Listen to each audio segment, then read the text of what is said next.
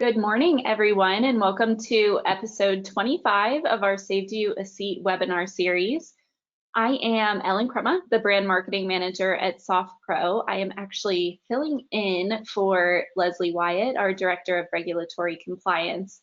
If you've joined one of our webinars in the past, you know that Leslie typically hosts the webinars and takes care of the intro, so I will try to do her justice this morning.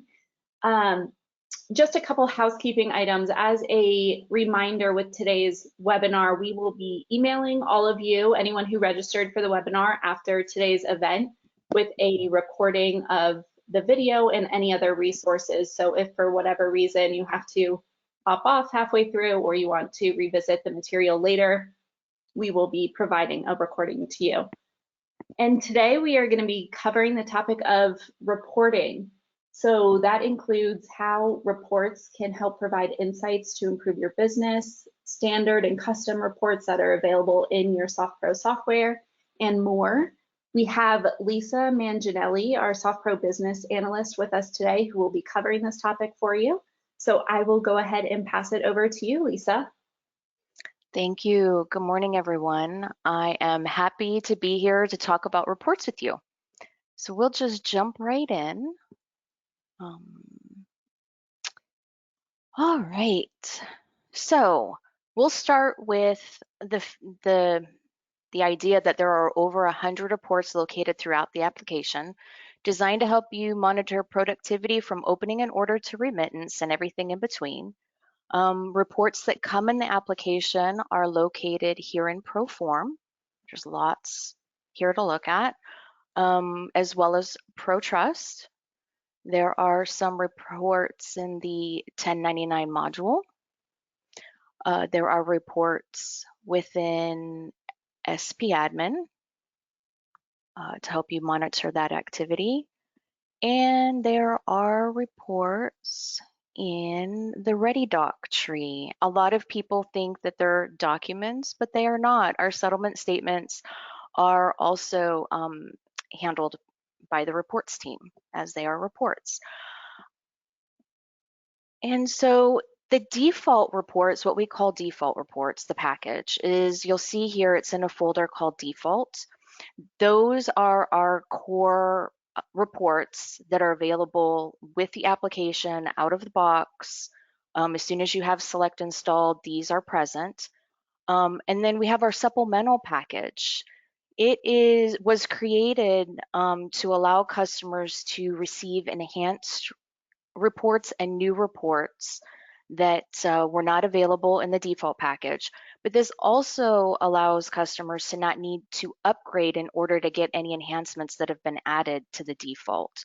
You might be a little ways out upgrading to that version, and so this allows you to get those changes right away.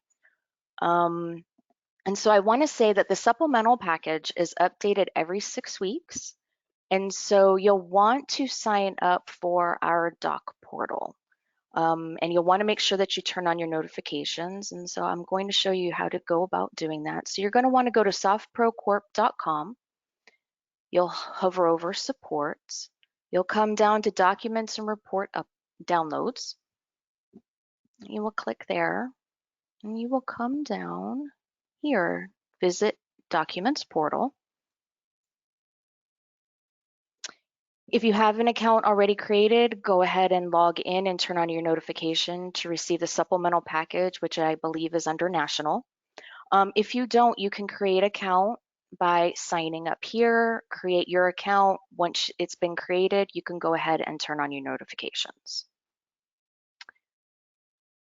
All right. So there are some reports that exist in both packages, and I'm going to show you how you can see which ones overlap.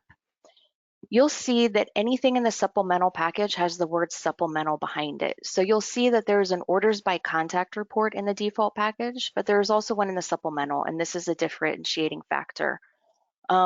When you see these reports, they are a copy of the default with additional pieces of information. And I can go ahead and we'll just go ahead and show you that. So you'll see You have a couple parameters here. There's no date option up above. You'll see that on the supplemental. You have order date and settlement date. However, when we look at this one, you will have a drop down. There are, in addition to order date and settlement date, you have disbursement date and escrow close date. If you wanted to, let's say, run a report and reach out to folks that have closed with you, whether it be listing agents or selling agents, you can run it by escrow close date if that's how you determined your close files. If you in fact use settlement date, that is still provided here, just as the same as the default report. And so on our supplemental reports, we also have the ability to export to Excel, which I'll show later how that works. And it is not present on the default reports at this time.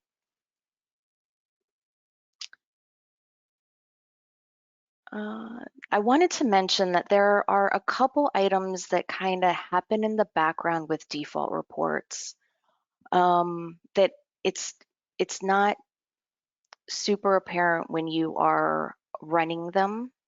So I want to say the first thing is that you want to be mindful of this profile that you're currently logged into when you run your reports, because that profile has some permissions in SP admin that help control what your results are going to be. And I'm going to show you where those reside. I'm not going to go into detail, but you have your data visibility filter as well as your data access filter.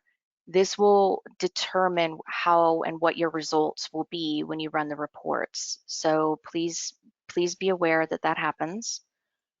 Also, the office parameters that exist within the default reports, they are first controlled by order type.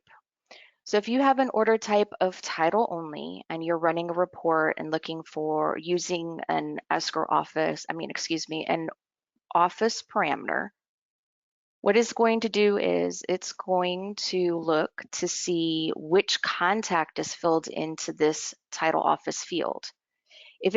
If your order type is anything other than title only, it will look to the escrow office. And that allows you still the flexibility to add other order types, but this also allows our title only customers to be able to utilize this report as well. So just kind of have that in the back of your mind as you're utilizing the default reports.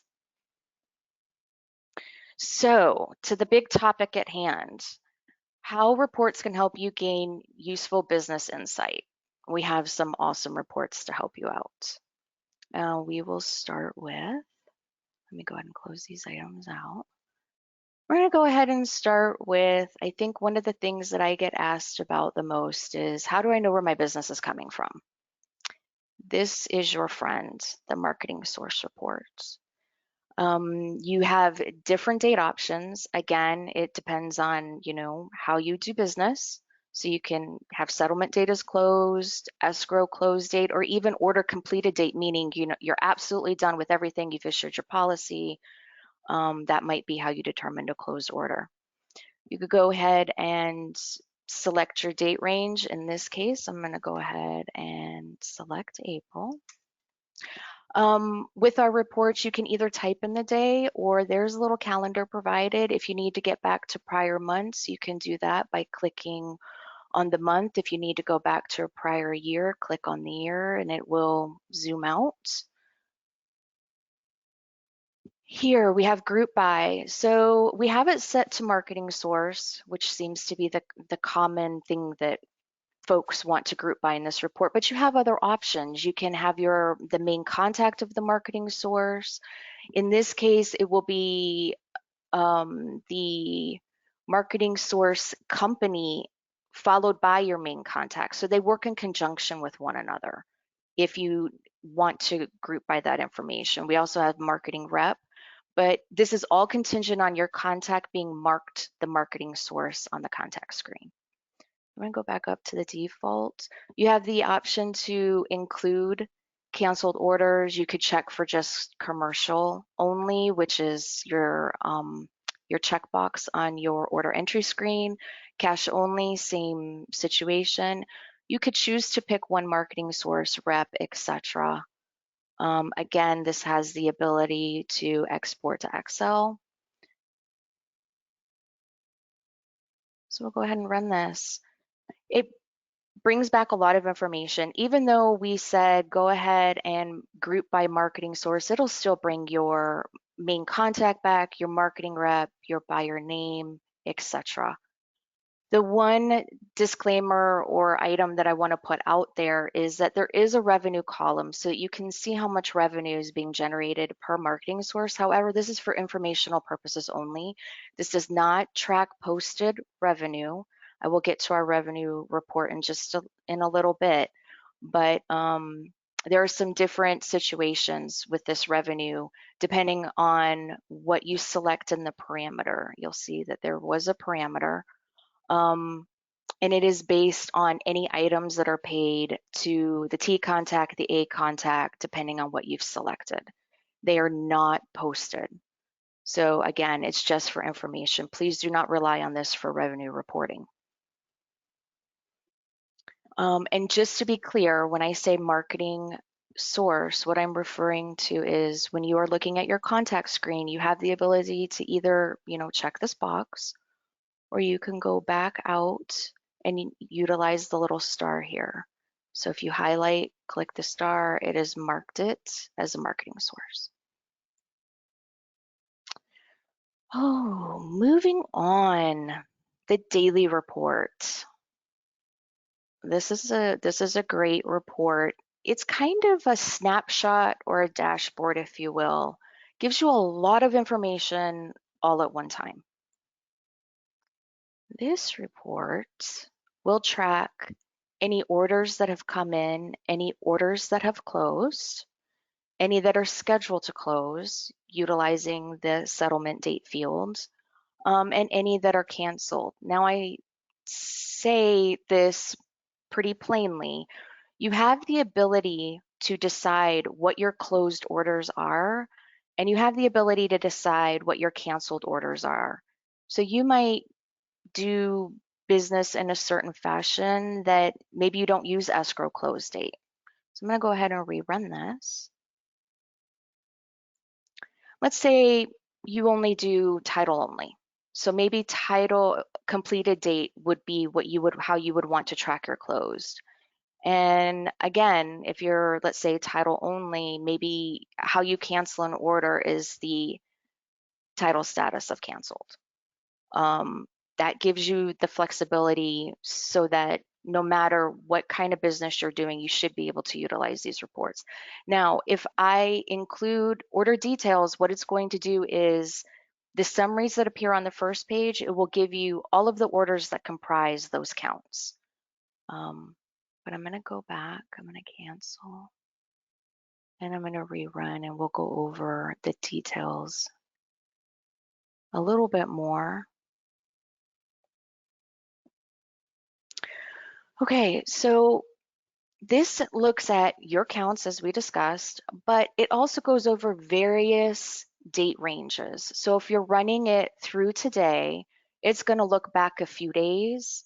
It's going to look at this week through the end of the week, next week. Very helpful when you're looking at schedule to close. We do look at this month. We compare it to the same month last year, as you see here. Same with the year. We will compare this year to last year. Then we'll also give you information for any future items, so through the end of the year, and then possibly more so maybe for commercial customers, anything that's beyond the end of the year. You can start to take a look at what you might have already pre-scheduled, if you will, etc. This report, a lot of management likes to look at this. And we can make, if there's something that you need added or modified, we can do that through a custom version. All right. Now let's take a look at the fees by bill code report. That is considered our revenue report. It is pretty awesome, very flexible. You have the ability to choose the trust account if you have more than one, as well as Office. Again, keep in mind that Office logic that I mentioned a little bit ago with the default reports, that same exists in here. So it is lookup code, depending on your order type. So you have the ability, the out of the box, I believe, is fees dispersed. The supplemental is different in that it has these additional date options. You can fill in your dates now. So fees determined to revenue contact. So any fees that are going to show must be a revenue contact. And then of that, it would be, do you want to only look at fees that are transferred to a revenue ledger? Or do you want to look at any that are ledger transfer? So you might have somebody marked as a revenue contact and you're transferring to a fee ledger.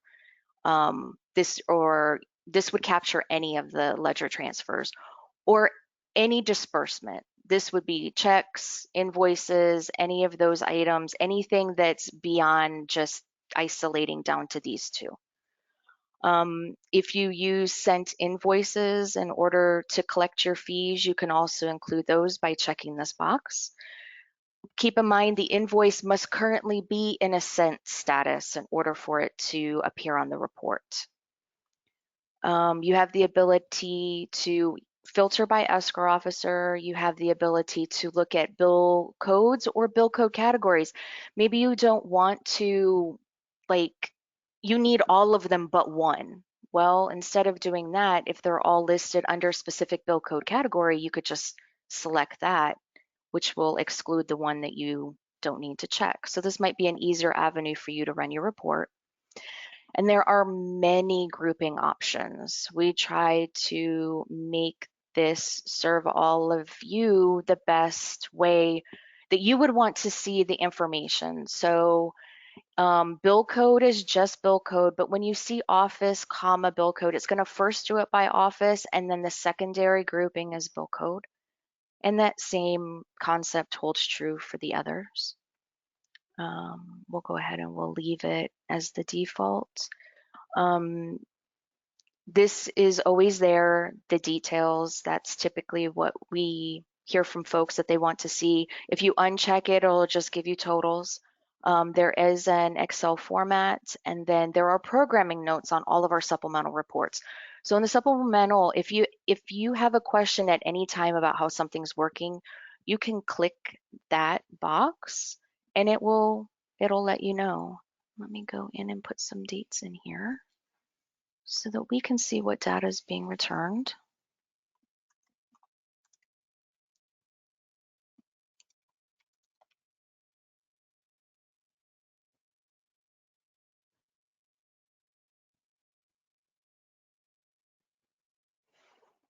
Okay, so we have our office, we have our escrow officer, so I pick this grouping, then it comes down to bill code category and then bill code.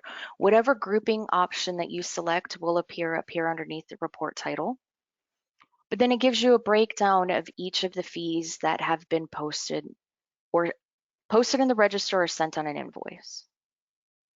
Okay.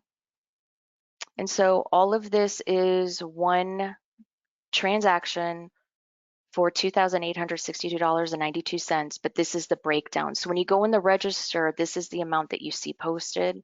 This report gives you the breakdown of those fees. And like I was saying, the supplemental reports have programming notes. So if there's a question, you can go ahead and utilize this. Otherwise, if it's not apparent or this doesn't make sense, or you understand one piece but it doesn't really work with your process for the other, please call support and they will help you out. There are a lot of pieces to this report, and to get it to work sometimes just takes a minute and with somebody else's eyes to help you out. Let's see. Okay, payee reports. Let me touch back just a minute to make sure that I'm clear with the contacts.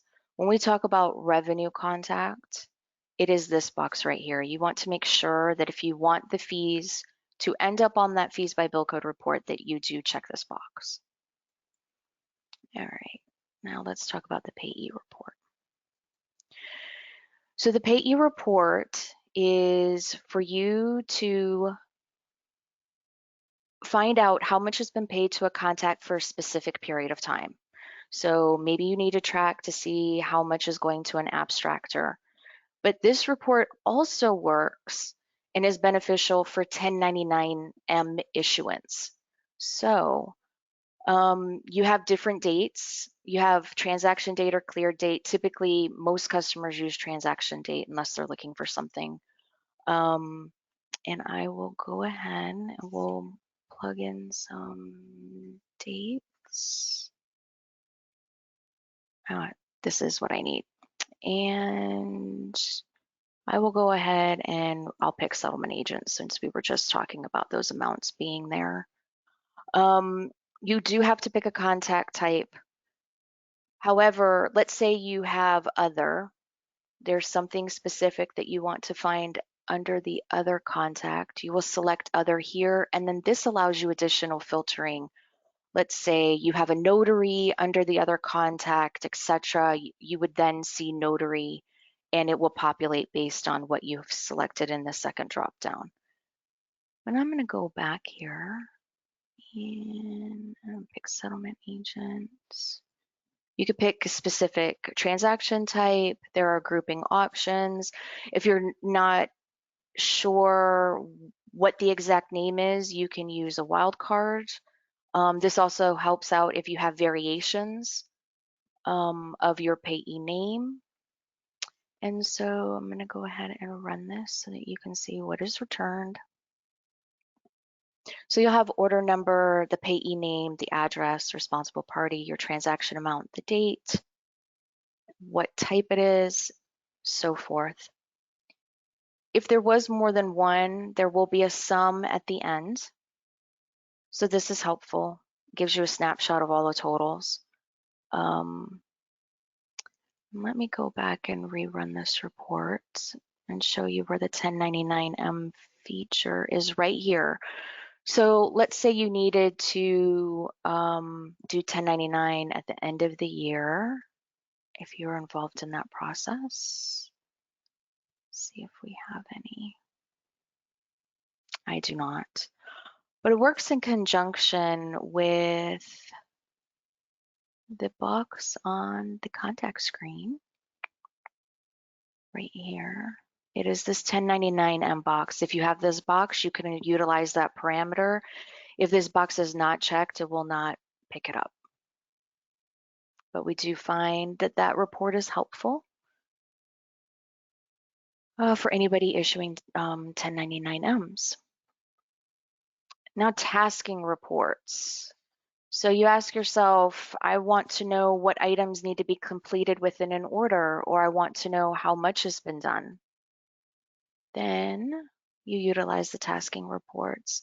There are a set in the default package, and there is a set here in the supplemental. Supplemental just has a little bit more. Again, you have different date options. We're going to go ahead and run this by order received. You have an office option. You can look for specific status. So if you just wanted to look at the ones in process, you could do that, which would, exclude the others. I do want to mention you do not need to check all of these boxes in order to get all. If you leave them blank, it is the same as getting all. You have different things here. Now, task type. In the application within the orders, we have checklist task and we have requested tasks. You have the option to pick one over the other. We do have some folks that have, let's say, a checklist task of ordered payoff, but they also have a requested task of ordered payoff. The checklist task might be to capture that they've actually, the whole process has been completed, whereas the requested task might be used to actually send a request to the payoff lender to get that done. And so you could have a task by the same name and actually filter them this way, or you can run for both, in which case you would leave that as is. You can start each employee on a new page. It's defaulted. If you unchecked, it'll just give you a list and it will not do that. You have the ability to filter down to whoever's assigned the task. But this is the biggest piece that I want to mention. If you're looking for a single task, like you're needing to monitor something that needs to be done tomorrow before closing in your process, you could check just that task and look for those that need to be completed. You just want to make sure that you're running your dates commensurate with what your selections are down here. And we'll go ahead and run. And so you get quite a bit of information back. The default is there's a little bit less. But if you need a little bit more, it's here. You'll see that the assigned to is the first grouping, the task status is the second, and then the order status is the third.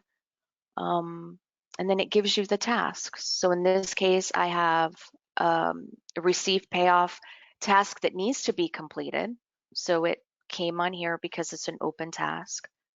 I have a received title search that needs to be completed, and it's actually overdue as of today because it was due yesterday and it's not been completed, and so forth. So this helps with tracking those tasks of work that needs to be completed. Now, you also have the ability to look per role or per title officer. That's if it's needed in your organization. On the flip side, we have completed. So completed will appear, let me go into an order so I can explain how the open lands on the report, but then how it shifts over. So if you have an uncompleted date, but you have a status that is not none, it will land on the open order tasks. Once it's completed and a completed date is populated, it will now be removed from the open order and it will land on the completed task report. So we'll go ahead and run this. Order received, run it for both.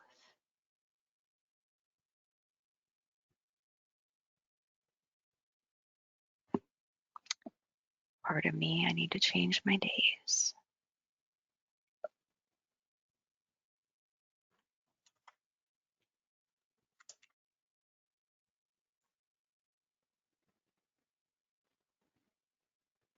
And so you'll see that the orders that are appearing here, they are completed, but they are not the same as the ones on the open, even though I ran the same. So long as you're utilizing that completed date, the buckets, if you will, for the tasks between open and completed will remain separate. There will never be any overlap.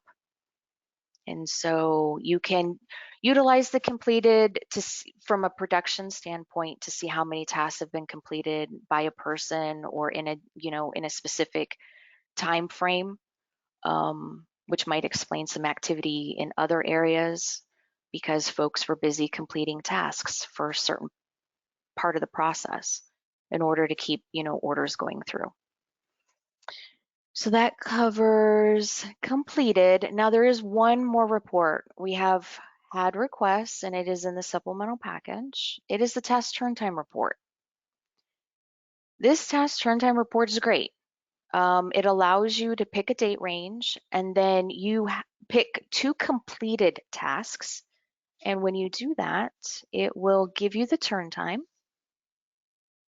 for those items. So I have order search. ordered title search that got completed, and then I'm tracking the time to prepare the commitment. So I have one that came back, it's completed. And here is, it has calculated a task turn time of 1 hour. And you'll see the date, 6/7 to 6/8. Your office hours must be turned on in order for this report to work. So let me go over that for just a moment and explain that piece. If these are not set, it will not, if this is not set, that report will not calculate a turn time.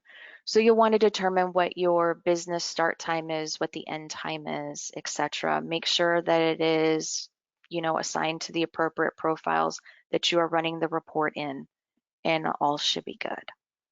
So just make sure that you have those listed in there and turned on. And then once you pick to complete a task, it'll go ahead and calculate that. And it also gives an average turn time.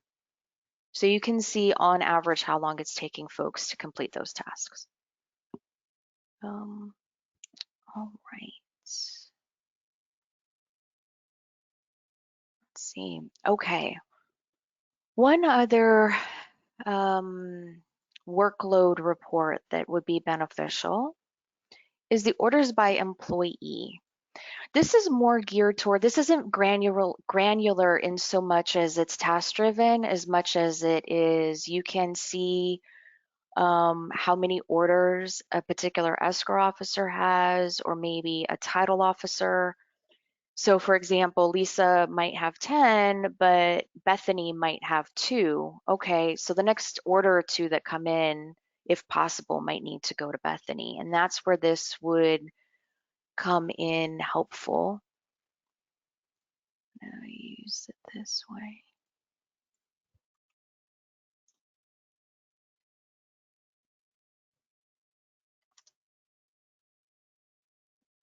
And you have other options here. There's order type, product type, if you really need to narrow down and filter what you're wanting to see.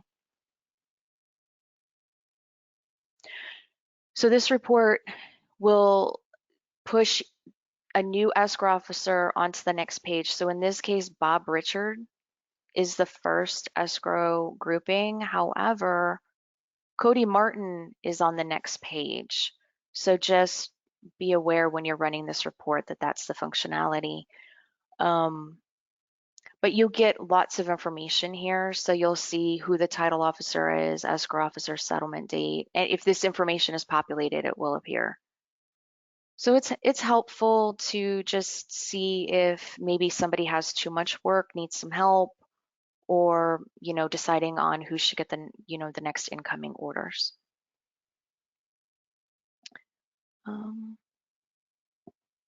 Close some of this out.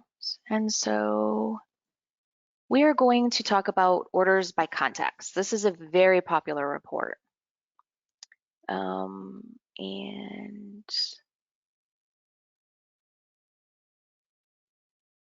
first of all, this is a perfect example of one that is a difference between the default and the supplemental, and I'll go ahead and run both in a minute so you kind of get an idea of some of the differences. This one has multiple date options. I will go ahead and run or open.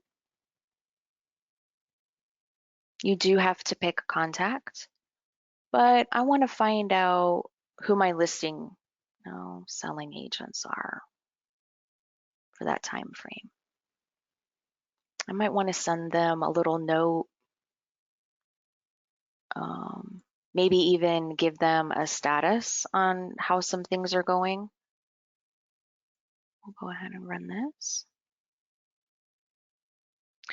So you get a fair amount of information that comes back.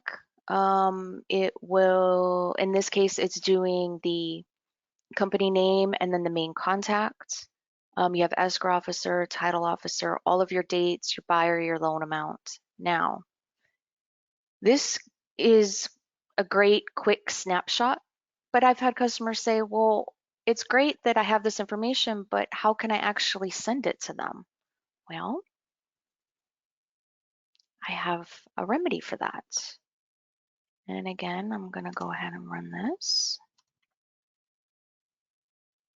We're going to choose the Excel option.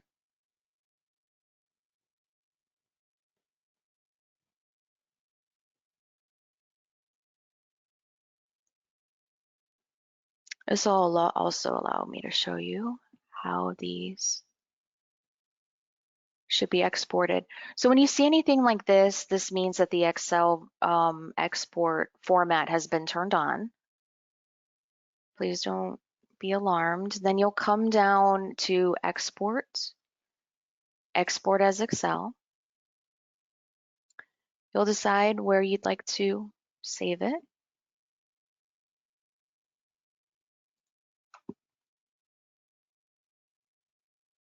Excuse me. So I've saved it to my desktop.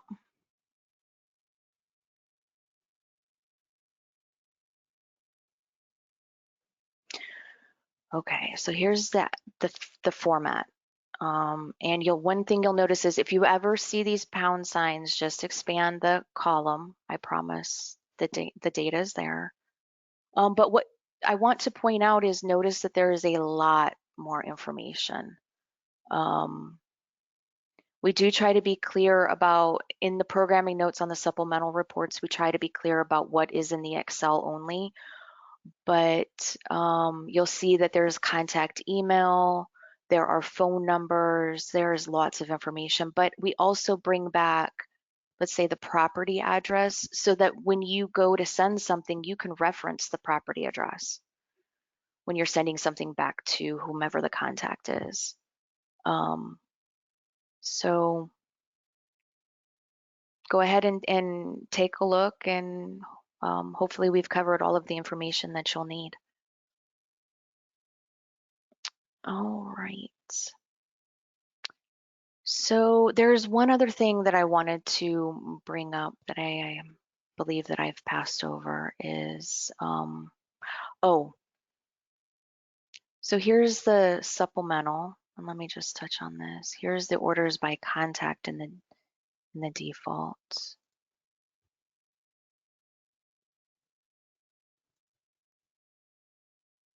Oh, I will touch on it right now.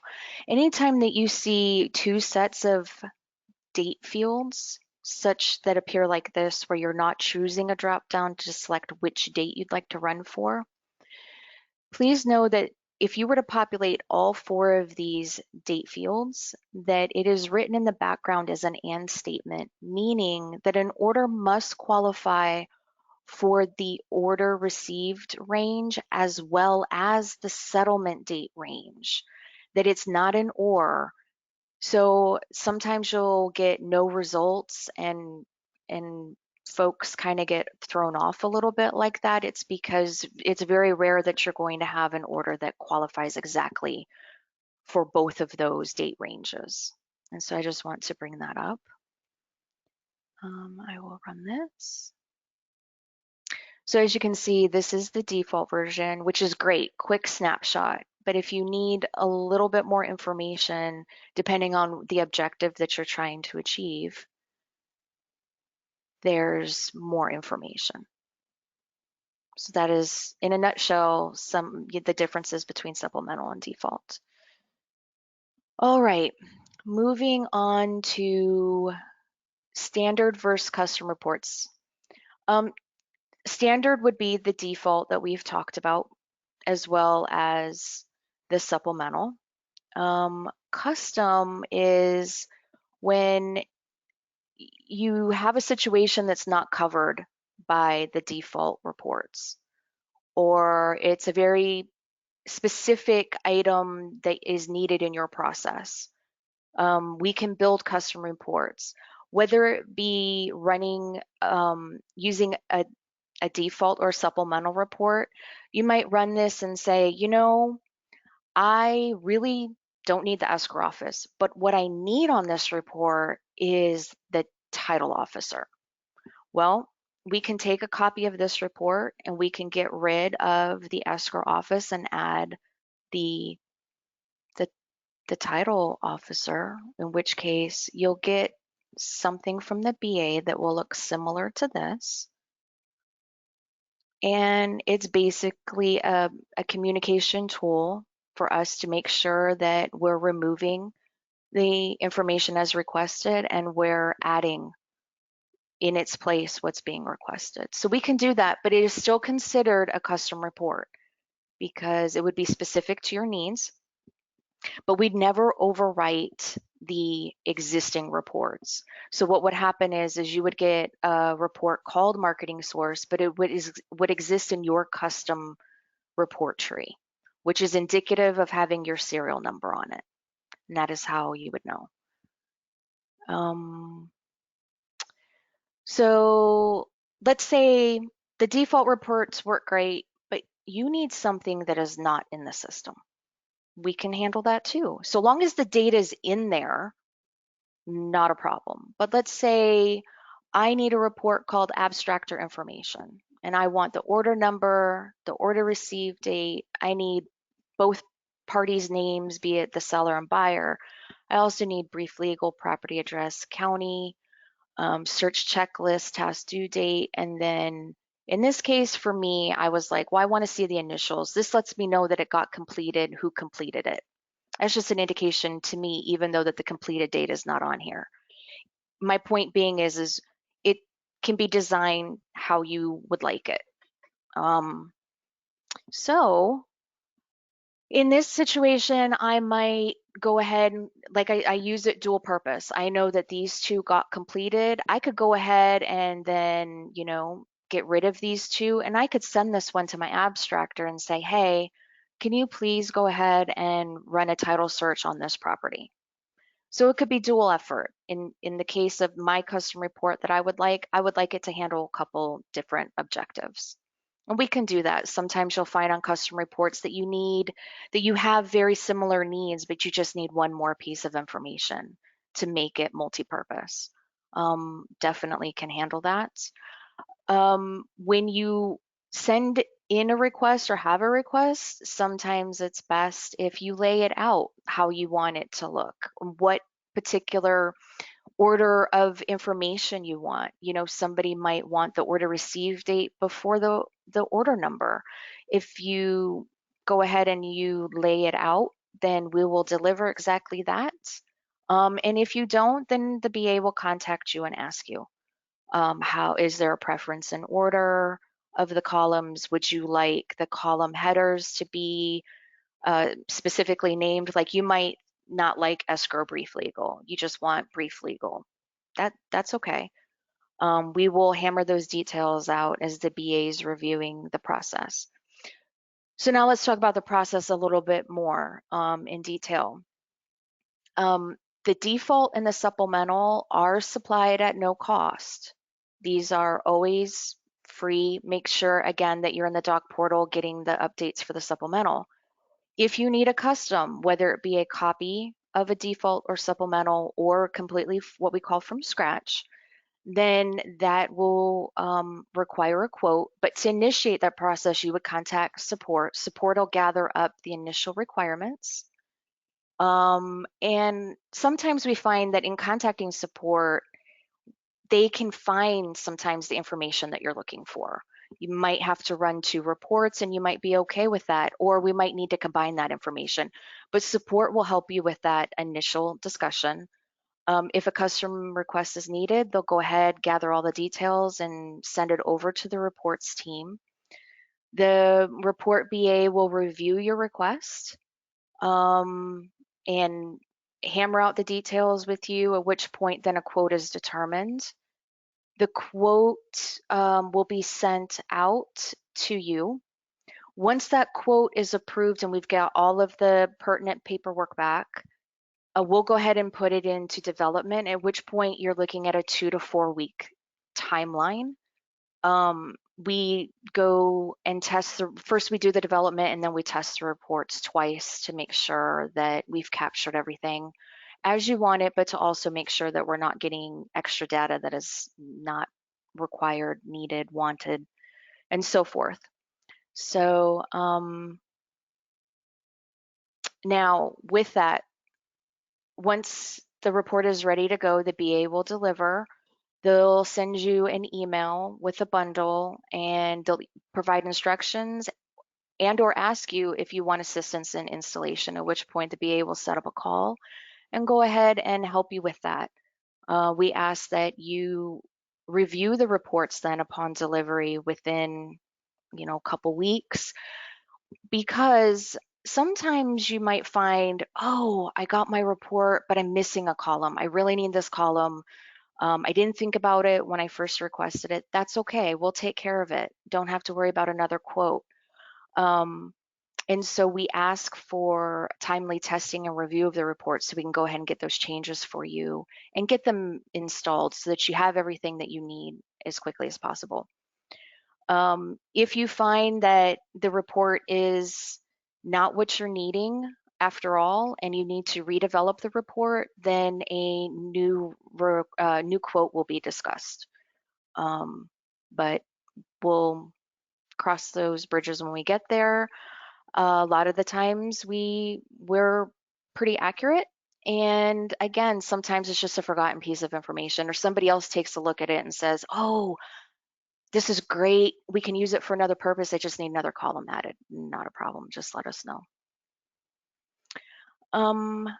And that pretty much sums up reports. Ellen, do we have any questions? Thanks, Lisa. We had one question about formatting, which I'm not sure if you'll know the answer to. If not, we can answer it later. But in terms of how the reports are exported, is the formatting by default? Is there any way to change it, or you just edit the formatting once it's exported into an Excel sheet? So if it means to change the format from Excel to like a CSV, you could do that once it's saved to the desktop. As far as, so on screen, this is what we call the PDF version versus Excel. If you wanted to, let's say, set one of the supplementals to always export to Excel, then that would be a custom report to go ahead and always have that turned on. Hopefully that answers the question. Okay, great. That is actually all the other questions were already covered, so we should be all set. Any other questions that any attendees may have, please feel free to reach out to us after today's webinar, and we're happy to help. As another reminder, we'll be sending out a recording of today's webinar to everyone who had registered, and definitely be on the lookout for our next episode, episode 26 of Saved You a Seat, which will happen in the next couple of weeks. So thank you again, Lisa. Appreciate it. Thank you.